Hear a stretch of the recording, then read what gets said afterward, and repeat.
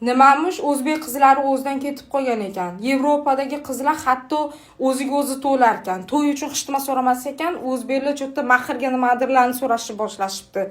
Kechirasiz-u, o'zbek qizlari bilan Yevropani qizlarini solishtirishdan oldin siz ham o'zingizni Yevropa erkaklari bilan solishtirib ko'ring.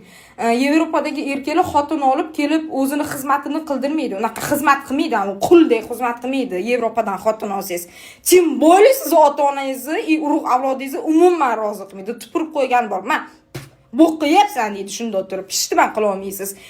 Mana bunda uyingizni bo'shatib qo'yib, mana bu yerga parda ilib ketasiz, mana bu yerga gilam qo'yasiz, mana bu yerga mebel qilasiz deysiz-ku.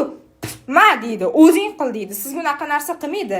Yana bu yetmaganda sizni tilingizda aytganda kimdirlardan qolganini olasiz Yevropada. O'zbekistonda unaqa emas.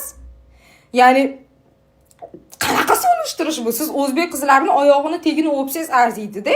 Ya'ni Yevropada kimdir bilan palovat отношения qilib yashab yurish, ya'ni tabiat qonuni, bu normal aytsa. Lekin O'zbekistonda bu bironta qiz shunaqa hayot tarzida yashasa, sразу jalabga chiqarasizlar-ku, onasini yebsan. Siz kimsiz o'zbek qizlarini Yevropa qizlari bilan solishtiradigan? Pastkash. Menga aloqaga chiqibdi kod.